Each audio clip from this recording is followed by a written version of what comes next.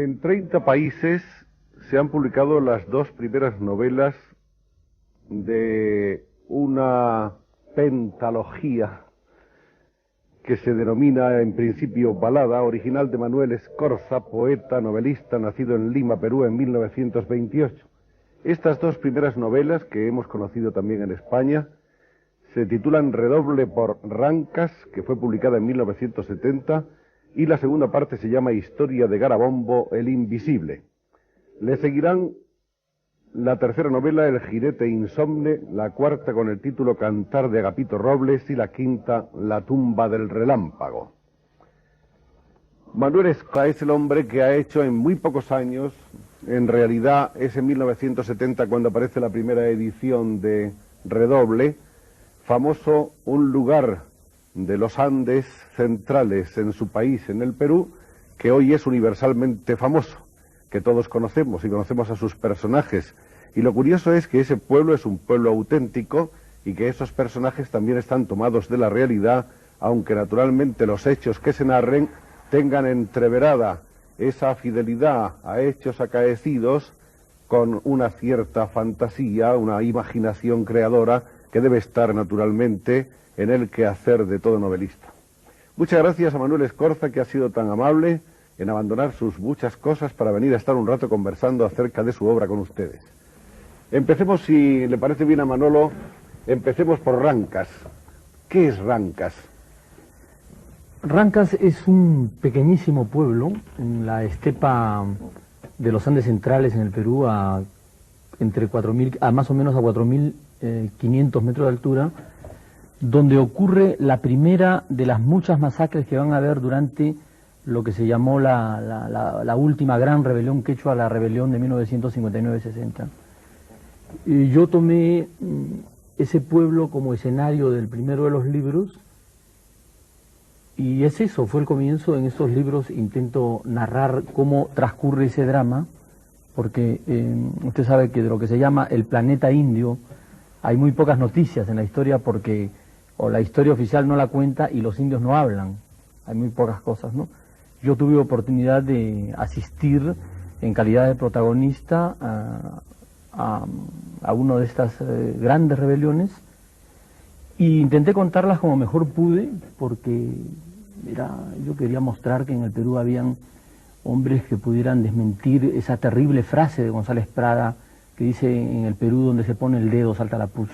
Yo dije, no, todo está podrido en mi país, o por lo menos en la historia, y he aquí un acto de coraje, de lucha, ese ritmo terrible de masacre, lucha y coraje, me pareció digno de ser contado. Esos son los libros. Esa guerra callada de las comunidades indígenas contra el capital y sobre todo contra las multinacionales, ¿no es eso? Así es. En Cerro de Pasco se dio una circunstancia extrema, ¿no? Todos los pueblos de La Pampa, Cerro de Pasco, vieron acometidos a un tiempo por un cerco que avanzaba, destruyendo pueblos, cercando cerros, cercando lagunas, y al mismo tiempo, por el otro lado, una compañía multinacional elevó las aguas de un lago mediante represas, ¿no? Entonces colocaron a los hombres en condiciones imposibles y se rebelaron. Este es el cerco que protagoniza la primera de las novelas de Manolo Escorza. Es el cerco que de la noche a la mañana, sin que se sepa cómo ni por qué, aparece de repente en la vida de todas estas gentes. Una vía de ferrocarril por la que jamás llegaba tren alguno, o pasaban a toda velocidad sin detenerse jamás, trajo un día un pequeño convoy compuesto por una locomotora y dos vagones. De ahí descendieron unas gentes enchaquetadas, unas gentes casi enlutadas, que empezaron a atender este cerco.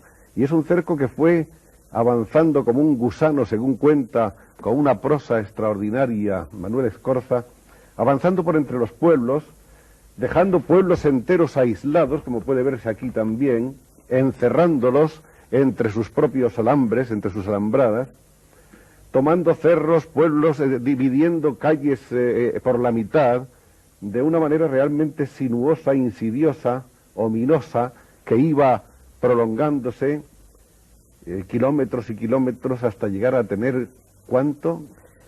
Fue un cerco que pretendía encerrar 1.000.000 de hectáreas, ¿no? Y además lo más terrible de todo es que era un cerco inexplicable porque nadie daba razón, y no se daban razón no porque hubieran razones mitológicas, sino porque las autoridades de esa época no las querían dar, ¿no?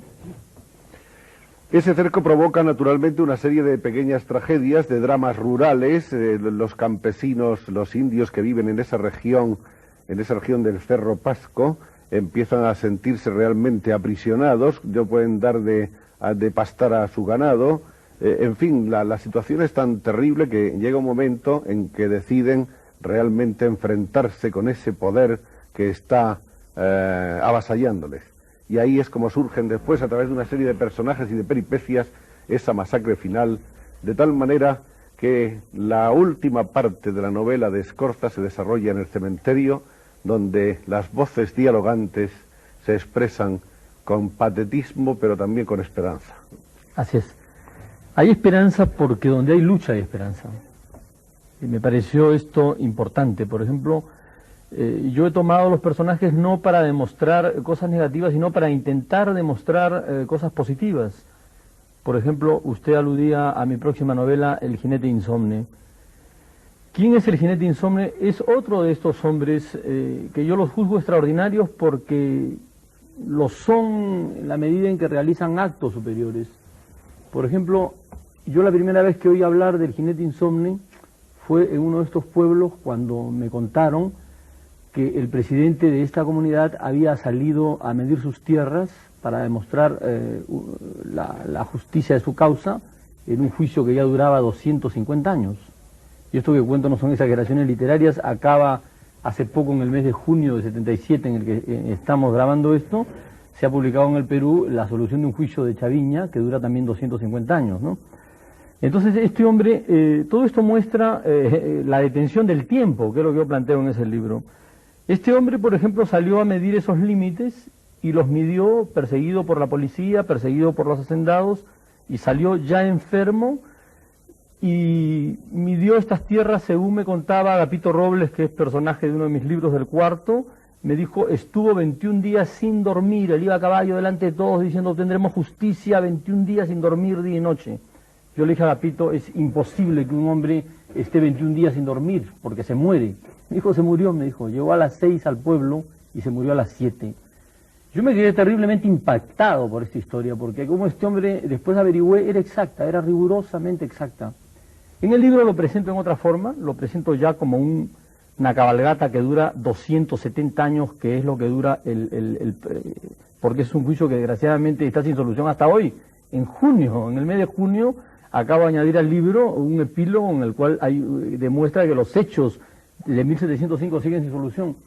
Y a mí me parece importante mostrar que hay hombres que pueden tener ese coraje, sobre todo hoy que se hace todo lo posible para demostrar que el hombre no vale nada. Yo creo al contrario, que el hombre vale mucho y que tiene una chispa grandiosa.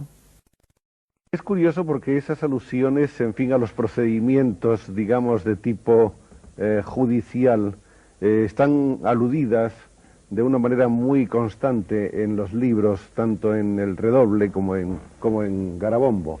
Pero en Redoble se cuentan cosas realmente escalofriantes, como por ejemplo la de que el juez Montenegro, que es una especie de pequeño dictador, de reyezuelo, se pone a jugar al póker durante 90 días con sus 90 noches con unos amigos, y en esos 90 días, pues, solamente de vez en cuando se fatigan y hacen una pausa en el póker, se administra la justicia.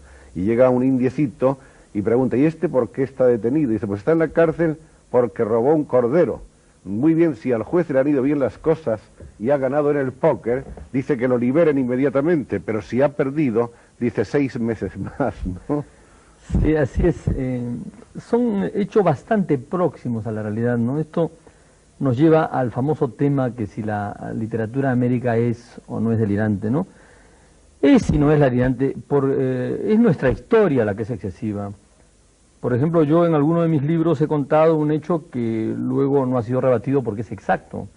Hablo de la historia del infarto colectivo. En una oportunidad, un patrón envenenó a los 15 miembros de la junta directiva de un sindicato y pasó eso por un infarto colectivo. Hasta ahí sería literatura en el peor de los gustos, digamos, ¿no? Pero lo que empieza a ser grave y es histórico es que la Corte de Justicia en el Perú aprobó el dictamen emitido por la Corte del Cusco.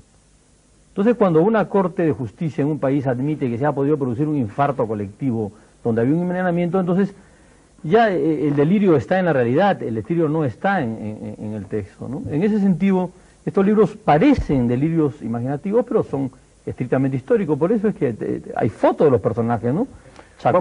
Vamos a mostrar algunas de estas fotos donde están personajes de las novelas de Scorza. ¿Quiénes son estos personajes? Bueno, este es el Nictálope, Héctor Chacón, Nictálope, el famoso Nictálope, en el momento que se encuentra con su mujer a su retorno a la salida de la cárcel. Él había sido condenado a 20 y tantos años de prisión, y el eco del libro hizo que el presidente Velasco lo libertara en el Perú. Explicamos un poco a las personas que no hayan leído todavía el libro, ¿cuál es el papel fundamental que tiene el Nictálope? Bueno, el Nictálope es el primero de los rebeldes, es el rebelde individual. Yo intenté pintar una lucha colectiva. Entonces, un friso, realmente. Así es. El primero fue Héctor Chacón, el Nictálope. El segundo es Garabombo, el Invisible, que es un hombre que es invisible en el libro porque no lo veían, no porque no existiera, sino porque nadie quería oírlo, sus terribles quejas. Es uno, como son invisibles tantos seres en la tierra, los sirvientes, como son invisibles las naciones, ¿no? Cuando no están en la actualidad. Ese es el segundo libro, Garabombo el Invisible. Luego, en la gran derrota que se produce, porque esta es una sucesión de derrotas, viene Raimundo Herrera, el jinete sin sueño. Con una primera victoria. Siempre es así, son ritmos de victoria y derrotas, ¿no? En estas historias de campesinos, y yo no diría de campesinos porque son dramas humanos, y decir de campesinos es, a veces se dice eso para decir que son un poco más primarias. Hay algo que nos fascina en estas historias agrarias, es su terrible condición fatal de vencidos de antemano. En la historia siempre el campo ha vencido a la ciudad. Y entonces estos actores de estas grandes rebeliones agrarias que llenan la historia, ellos no lo saben, pero nosotros sí sabemos que están condenados a morir, y mueren puros. No tienen tiempo de corromperse, nunca llegan al poder, no se pueden transformar de opresores en oprimidos, ¿no? Entonces, de ahí esa fascinación trágica que nos da, por ejemplo, Emiliano Zapata, la fascinación trágica que nos produce el jinete insomne, ¿ah? O Agapito Robles, que Agapito Robles es otro personaje realmente extraordinario. Yo he estado con él y he visto los libros de la comunidad en 15 años, yo he visto todos sus pedidos, no hay un solo pedido que haya hecho él para él, es realmente un hombre ejemplar. No, él no verá nunca esta emisión de televisión, pero existe. Aquí estoy con Agapito Robles justamente. Este es Agapito. Este es Agapito Robles, que me parece un hombre que es un hombre verdaderamente admirable. Él es el que va a dar el golpe final tomando la hacienda que era allá considerada como la Bastilla, ¿no? Agapito, un hombre realmente notable, Agapito Robles. Lo que está claro es que, como nos dice Scorza, los revolucionarios del campo, del medio rural, son revolucionarios sin esperanza. Por lo menos sin esperanza en la historia que hemos conocido, ¿no? El único caso de una revolución campesina victoriosa es el caso de la Revolución China, pero la Revolución China tenía una ideología de tipo emanada del mundo industrial, ¿no?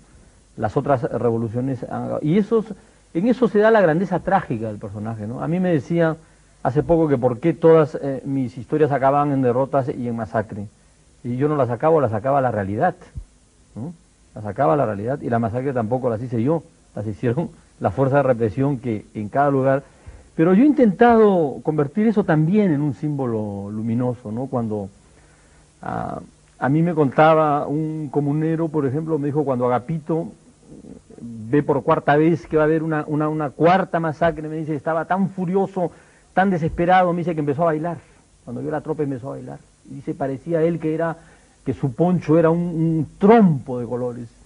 Entonces se me ocurrió la imagen del último libro, que es cuando él se incendia, empieza a bailar y se incendia y quema todo, quema las casas, seca el río, destruye el pueblo, quema los perros, los caballos, pero todo eso lo he hecho simplemente porque me parecía que así yo le daba o intentaba darle perennidad a algo bello, al hecho de que un hombre desesperado se ponga a bailar cuando ve la fuerza de represión, porque tiene la alegría del combate, sabe que después de él van a haber otros que opondrán la sonrisa a la fuerza, ¿no? Y eso lo veo en mi país, por lo menos es importante para nosotros.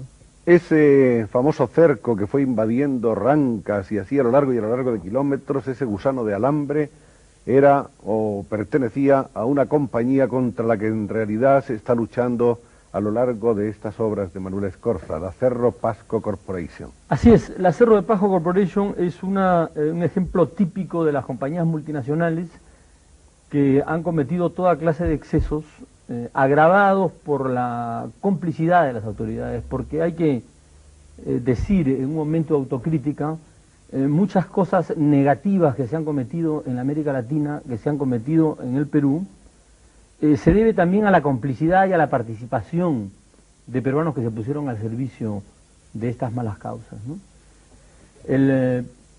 Yo he citado a la compañía con sus nombres, he citado a los funcionarios con sus nombres y no me han podido desmentir. Todo lo que pudo ocurrir es que mi libro se detuviera 7 años en los Estados Unidos, hasta que me escribieron a mí diciendo que si yo estaba dispuesto a afrontar un juicio en caso que la Cerro de Pasco respondiera que era atacada. Yo le dije, mire, yo deseo el juicio.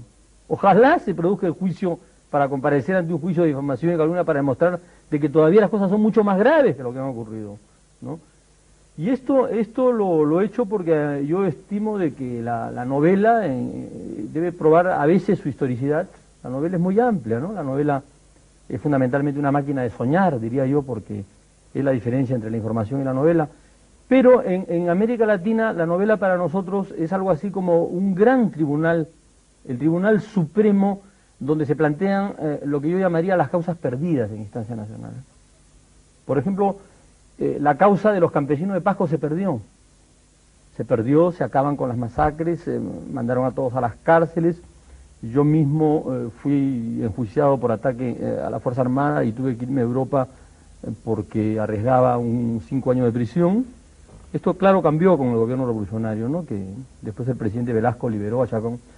Pero lo que yo quiero decir es que en América, cuando las causas se pierden totalmente, uno puede apelar a la literatura. Y justamente nuestra la literatura hispanoamericana, es el gran tribunal de apelación donde se juzga lo que pasa en América Latina. Lo que no puede juzgarse en los países, se juzga allá a través de los libros. Se reabre el expediente. No muere, ¿no? Ese es para nosotros, por eso es que nosotros le damos, bueno, nosotros como escritores, claro, pero nuestro público también damos tanta importancia a nuestra literatura, porque es ética, tiene un fundamento ético. Es la última instancia. Es lo que yo pienso, es la última instancia, sí.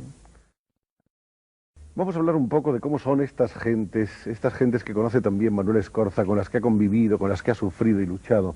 ¿Cómo son estos hombres de los Andes, estos comuneros? Estos comuneros son hombres que sufren todavía traumas históricos muy profundos, que es difícil percatarse hoy en una época, sobre todo en Europa, en la cual nosotros vivimos un tiempo en que los hombres son seres humanos, ¿no? Nosotros en el Perú hemos tenido un terrible problema, que es el problema de haber aceptado vivir junto a un pueblo esclavo. Hemos esclavizado a los indios. Hay un suplicio chino terrible que consiste en atar a un hombre a un muerto. Entonces, a medida que se pudre el muerto, el hombre que está vivo enloquece de asco y de horror. Es una de las cosas más terribles que se registra en la historia de la tortura. Históricamente yo creo que el pueblo que admite reducir a la esclavitud a una parte de su población, acepta ese terrible destino, porque nadie puede vivir rodeado de esclavos sin convertirse en esclavos. Los indios han vivido además expulsados de la historia, los han eliminado de la historia, se les ha sacado toda sustancia humana. Aún hoy, en Colombia, por ejemplo, hace pocos años, y cito estos datos porque yo creo que hay cosas que parecen tan excesivas que hay que citarlas. Hace 2 o 3 años las agencias del mundo dieron noticia de que una corte de justicia en Colombia había absuelto a un conjunto de masacradores de indios porque no consideraba seres humanos a los indios, ¿no? Esa es la parte exterior. Ahora, en la parte interna, los indios han conservado una enorme riqueza, una enorme riqueza de tipo moral, porque han tratado de mantener su espíritu comunal, que es lo que los ha defendido contra el espíritu individualista de la sociedad industrial a la que intentamos adaptarnos, ¿no? Desde el punto de vista urbano, ¿cómo es Rancas? Rancas es pequeñísimo, Rancas tiene apenas 50 casas, ¿no? Rancas es un pueblo realmente, está además en las postrimerías del mundo. Históricamente en el Perú es importante por una cosa simple, ¿no? Ahí se dio la última batalla entre los ejércitos de Bolívar y las fuerzas que entonces representaban al Imperio Español.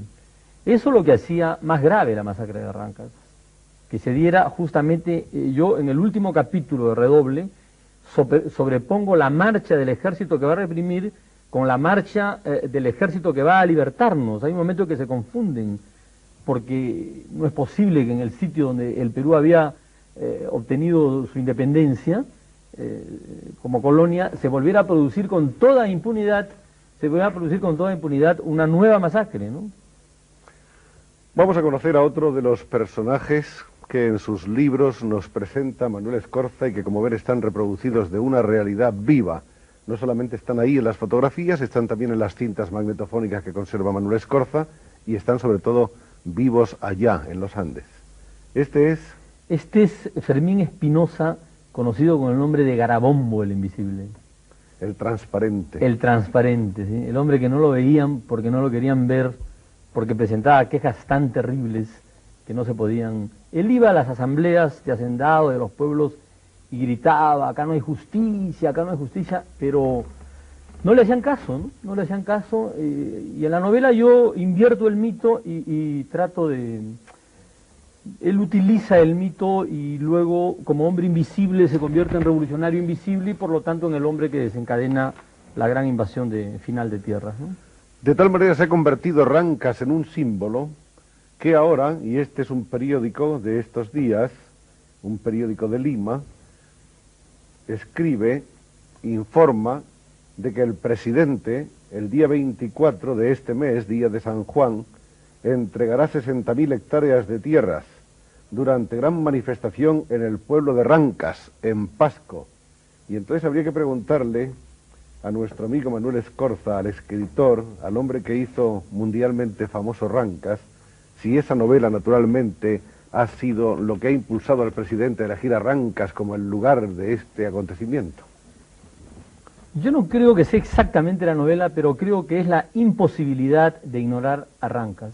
Rancas es un pueblo que, como los que yo he pintado, como usted ha tenido la gentileza de recordarlo, circulan en 30 países, entonces es un pueblo demasiado famoso para ignorarlo. El presidente creo que ha querido, yo no conozco el tenor de su discurso, pero ahí veo que anuncia que entregará 60.000 hectáreas de tierras, ha escogido ese pueblo porque quiere demostrar en esa forma de que este régimen no es lo que era otro. Ya me parece que es importante que un presidente reconozca la existencia de un libro, ¿no? Y que suba hasta los 4.600 metros de altura para decir que dará tierra, ¿no? Que ese reclamo era justo. Eso prueba lo que yo he dicho siempre, que mis libros son absolutamente históricos, lo cual no le quita que sean completamente fantásticos de otro lado, ¿no? Aquí tenemos al presidente Velasco, acerca del cual supongo que Manuel Escorza tiene algún juicio que quiere o no quiere dar. Yo creo que no dar un juicio es darlo, ¿no? De manera que yo voy a darlo. Sobre el presidente Velasco tengo yo dos partes que decir. Una fue la polémica que tuve con él con motivo de Rancas y que acabó cuando él rectificó con mucha nobleza ante la televisión peruana unos conceptos un poco duros que había tenido sobre los escritores peruanos. Dijo que había sido malinterpretado y libertó, dio a Chacón, al Nictálope, le dio libertad. Fue allí cuando salió y yo fui a la selva peruana en un avión a libertar a Chacón. Fue, por cierto, uno de los momentos más emocionantes de mi vida. ¿Dónde estaba? Chacón estaba en un presidio que se llama el CEPA, en el centro del Amazonas, que es un presidio sin muros, porque qué peor muro que la selva. Estaba condenado a 25 años de cárcel, Yo la última vez que lo había visto a él en la cárcel le dije: Chacón, te doy un abrazo final porque yo me voy del Perú, porque a mí también, si no me voy ahora, voy a venir a acompañarte. Me voy y no nos vamos a ver más. Además tenemos vida diferente, no nos vamos a ver más. Entonces, cuando el presidente decidió libertar a Chacón, a mí me dijo, el ministro me dijo: qué cosa es lo que usted quisiera. Yo le dije: mire, si yo pudiera ir yo a darle la noticia de libertad, sería fantástico, me emocionaría. Y en efecto, fui en un avión a darle la... Por cierto, de que las situaciones en nuestro país sudamericano son tan raras que durante el viaje yo, al llegar al aeropuerto, me acerqué a saludar a la tripulación y me dejaron con la mano extendida. Yo me quedé un poco desconcertado y no dije nada, simplemente fui, subí al avión y fui. Allá me recibieron los funcionarios, ¿no? Y después se acercaron los oficiales del avión a pedirme disculpas, que no habían respondido el saludo. Le digo: ¿pero por qué? Le digo yo, un saludo ni quita ni da. No, me decía: es que nosotros queríamos que usted iba preso. Le dije que usted iba preso.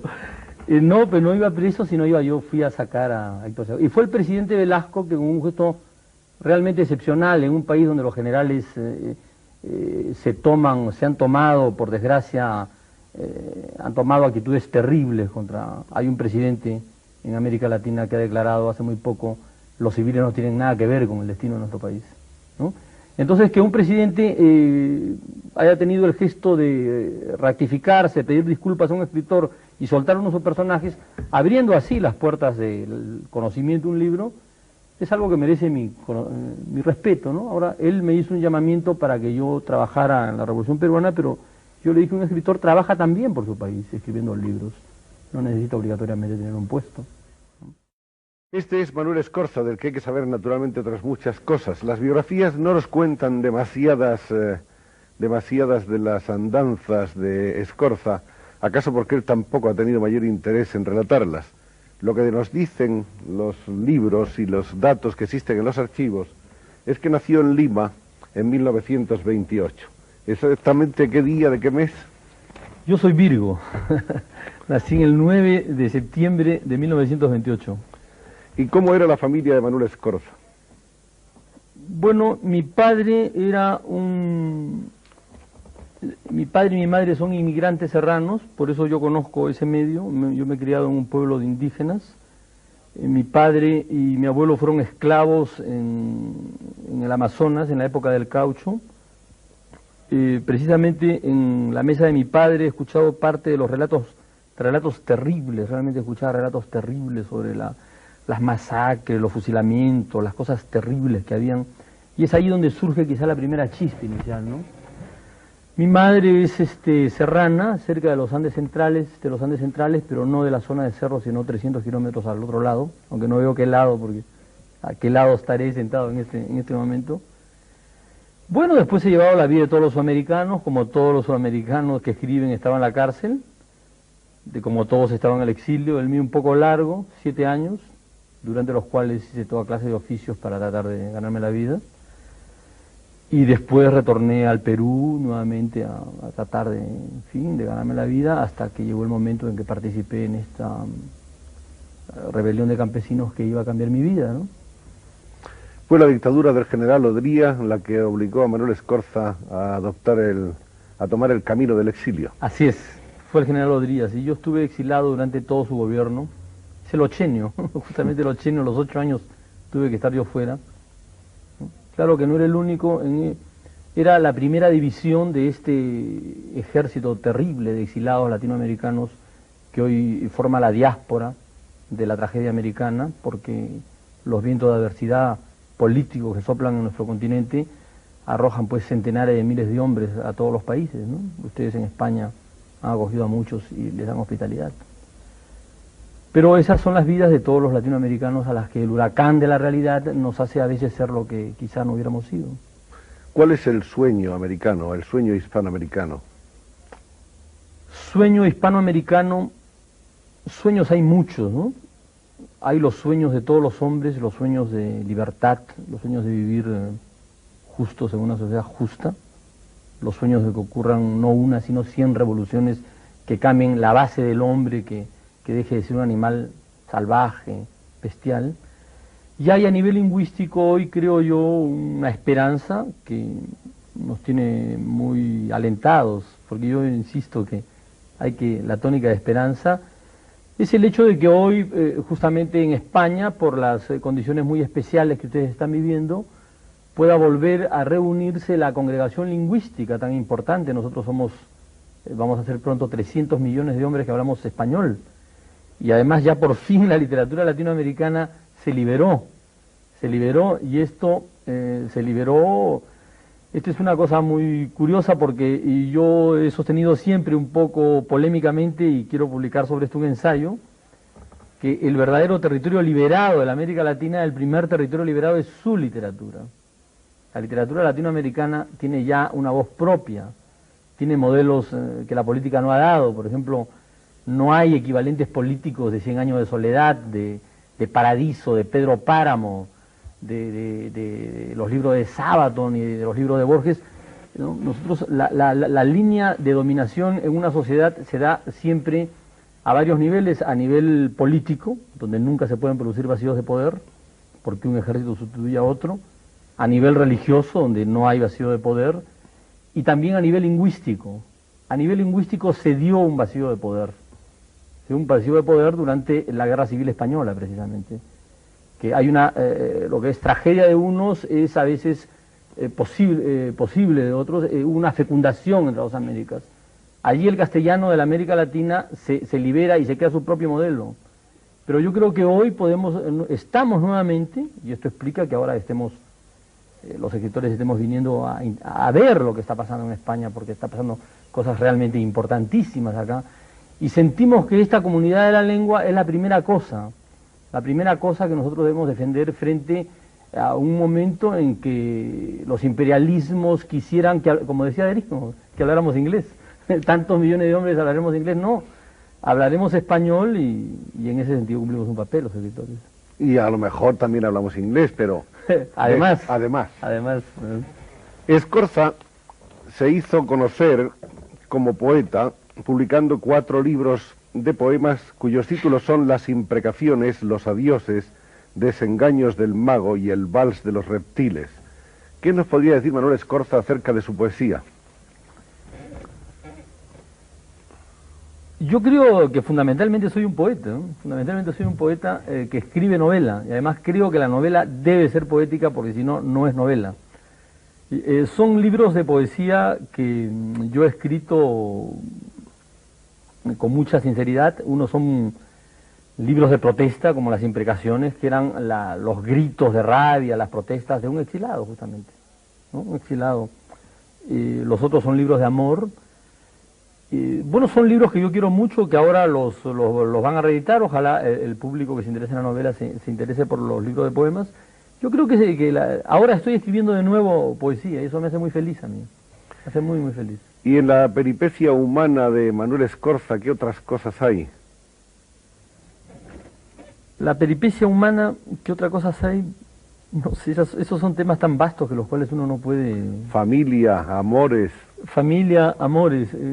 Bueno, yo he estado 2 veces casado, soy divorciado, tengo 3 hijos, tengo una maravillosa niña de 4 años, hace poco cumplió 4 años y le hice un poema como regalo. Yo estaba en Perú y está en París, ¿no? Es eso, y el resto pues que trato de vivir, de escribir lo que puedo, una civilización que... ¿Viven sus padres? Mi padre murió, mi madre vive, estuvo un tiempo en el extranjero, ahora ha vuelto a Perú. ¿Hace mucho que no ha ido por el Cerro de Pasco? Estuve hace poco en el Cerro de Pasco, estuve hace muy poco. Yo cada vez que voy y subo a la cordillera para ver qué está pasando, y lo terrible es que veo que no pasa nada en muchas cosas. En mi próximo libro, en El jinete insomne, justamente el tiempo se para. Hay un momento en que, debido a la cobardía humana, empieza a pararse el agua, los ríos se detienen. En lugar de Puna se hace un lago, porque el agua se ha parado, el ambiente transcurre en marítimo, y es que el tiempo se ha detenido. Pero no es una metáfora gratuita, es una metáfora real, porque yendo con los documentos de 1705, o de 1780, o de 1900, 1914, uno ve las mismas quejas y las mismas cosas, y casi ve a las mismas personas y las mismas casas. ¿no? Y estas cosas yo voy a comprobarlas y siempre me entero de cosas, y trato de... Entre todos esos oficios varios y múltiples que tuvo que desempeñar en los días del exilio Manuel Escorza, ¿cuáles recuerda con menos humor, con menos gusto? Eso es difícil decirlo. Es una pregunta que no podría responderla. Yo creo que el trabajo es una cosa muy bella, que el trabajo cuando coincide con la vocación es muy bello. Lo terrible son los trabajos en los cuales uno tiene que trabajar durísimamente y apenas para comer, ¿no? Cuando yo estaba en Buenos Aires ganaba exactamente lo justo para pagar mi pensión, por ejemplo. Entonces son trabajos que... No el trabajo en sí mismo, porque además el trabajo implica a los compañeros. Y siempre donde hay compañerismo existen cosas bellas, ¿no? No, yo no recuerdo trabajos mal, al contrario. Lo que a veces entristece es el trabajo de escritor, que es solitario. Los otros trabajos son colectivos. En los otros trabajos hay amigos, uno sale a tomarse un trago, uno habla, ¿no? No, yo no lamento nada, ni me quejo de nada, yo estoy contento. Estoy contento y lo que yo quisiera es ser feliz y desearle además que todo el mundo lo fuera. Esta es una de las ediciones españolas de Redoble por Rancas, la de bolsillo, que es una de las pocas que hemos podido encontrar. Está el libro agotado, nos parece, o prácticamente hay que darlo por agotado porque no se encuentra en las librerías, y esta es también una edición española de la historia de Garabombo el Invisible. Una de las cosas que nos gustan, de entre las muchas que nos gustan de los libros de Escorza, es que además titula los capítulos de una manera tradicional, de una manera clásica, ¿no? Y con mucha chispa. En realidad, el capítulo primero dice, donde el zahorí lector oirá hablar de cierta celebérrima moneda. Y así sucesivamente, cada capítulo. Por ejemplo, el número 10, acerca del lugar y la hora en que el gusano de alambre apareció en Yanacancha. Así es. Y qué bonitos que son, qué eufónicos, qué sonoros, qué hermosos los nombres, esos antiguos, los nombres verdaderos de las gentes y de las tierras y de los lugares del Perú. Así es, son, usted sabe bien, nombres españoles, ¿no? Yo he titulado los libros en esa forma porque he querido rendir un homenaje personal, por supuesto, al que me parece el más grande libro del mundo, que es El Quijote. En muchos lugares yo parafraseo los títulos del Quijote, ¿no? Por ejemplo, a veces digo un título sobre las peripecias de el apoderado Ambrosio Rodríguez, hombre de bien, si es que hombre de bien puede llamarse al que es pobre. Bueno, esto está tomado de un título del Quijote, ¿no? Yo parafraseo eso porque me parece que el Quijote es un libro prodigioso que contiene todo. Una de las dificultades del español es que empieza con la más grande novela del mundo, ¿no? En mi opinión. Y es el homenaje que yo quería rendir a mi lengua. A mí me parece muy importante que estemos entendiéndonos en español. Vamos a hablar un poco, Manuel, acerca de los demás, de los grandes maestros que está dando la narrativa hispanoamericana de un tiempo a esta parte y que sobre todo se ha acentuado en esta última década. Bueno, la literatura latinoamericana es muy rica, ¿no? O la hispanoamericana. En realidad no puede hablarse de una sola literatura. Quizá ese sea a veces el error, ¿no? De cierta perspectiva, el presentarnos como una sola literatura. Somos muchas literaturas, somos 20 países y cada país aporta escritores, ¿no? Yo creo que es una literatura que no solamente es rica, sino que es importante para nosotros. Y es importante para nosotros porque nosotros nos encontramos con un caso muy especial. Nuestra historia nos ha impedido y nos impide realizarnos en la realidad. Entonces intentamos realizarnos en la fantasía. Si la literatura latinoamericana, y esta es una opinión mía, naturalmente no todos la van a compartir, si la literatura latinoamericana es tan rica en la imaginación es porque no hemos podido realizarnos en la realidad, ¿no? Porque tratamos de soñar que es posible lo que ha sido imposible. Y es por esa razón, por ejemplo, que en algunos instantes en que la política hace posible las cosas, la literatura desaparece un poco. La literatura es un poco el anuncio de las grandes apocalipsis, ¿no? Y ese es el momento que estamos, ¿no? Esos son, en América, importantes, son los que nos volvieron el lenguaje, ¿no? Asturias, que yo creo que ustedes lo entrevistaron una vez, sí, me parece, ¿no? Asturias, que es un poco un antecedente, diríamos, de la narrativa de Escorza. Él tuvo la importancia de haber introducido la mitología, justamente la gran mitología antigua, ¿no? Porque eso no se conocía, ¿no? Después está Carpentier, Alejo Carpentier, y todos los que ustedes conocen, porque España ha sido, en eso cumplió un papel muy importante la crítica española, la editorial española, ha sido un poco la gran campana de resonancia, ¿no? Sobre todo Barcelona ha sido el gran punto donde en un momento, y no hay azares, ¿no? En eso no hay azares, porque las cosas se dan así, y España estaba destinada a transformarse en nuestra gran campana de resonancia histórica, ¿no?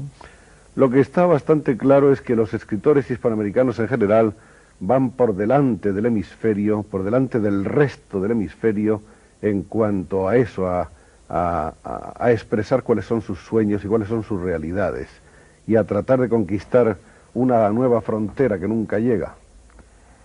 Lo hacemos porque estamos obligados por las circunstancias realmente, ¿no? Claro que ya para nosotros literatura se ha transformado, como le dije a usted, la literatura es una transformación de sueños, ¿no? Yo creo que esa es su diferencia fundamental con la información, ¿no? Siempre que hablamos de novela, a veces yo recuerdo una frase de Hegel, que él dice que la novela ideal sería la novela, no, él dice que la historia ideal de un pueblo sería la historia que contara los sueños que ese pueblo tiene en una noche, ¿no?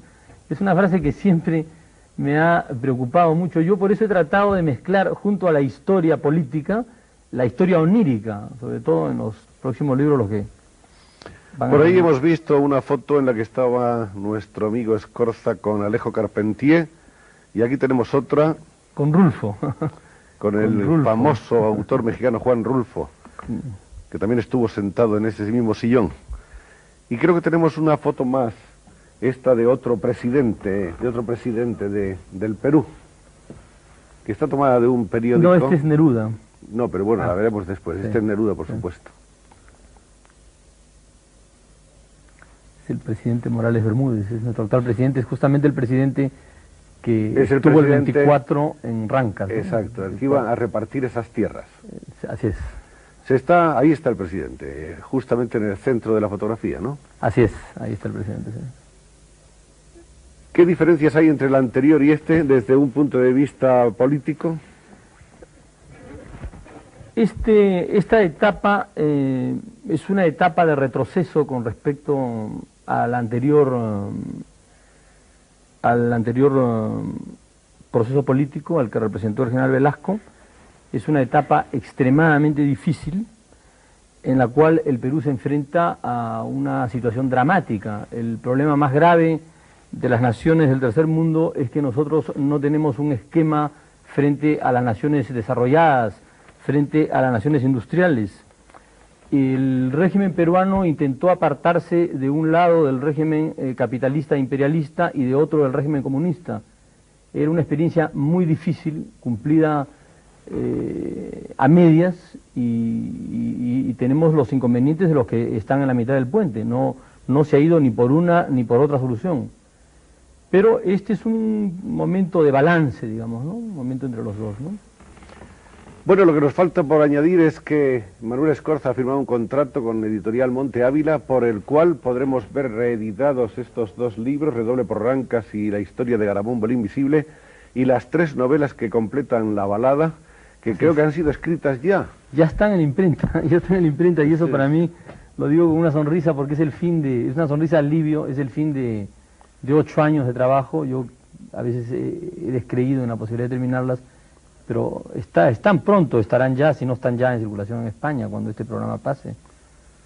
Pues eso es lo que queríamos comunicarles con todo gusto, y estamos deseando reencontrarnos con los amigos de Rancas, esos amigos entrañables con los cuales contrajimos ya unas vinculaciones afectivas hace mucho tiempo, y con los cuales queremos seguir estando en contacto a lo largo de los años que vengan, porque los personajes, aunque estén vivos y reales allá en los Andes, son personajes que después de su muerte seguirán estando vivos en la obra con la que Manuel Escorza nos presenta una de las historias más desconocidas, por lo menos por los europeos, de la lucha de los campesinos de los Andes contra las multinacionales en connivencia con el capitalismo criollo.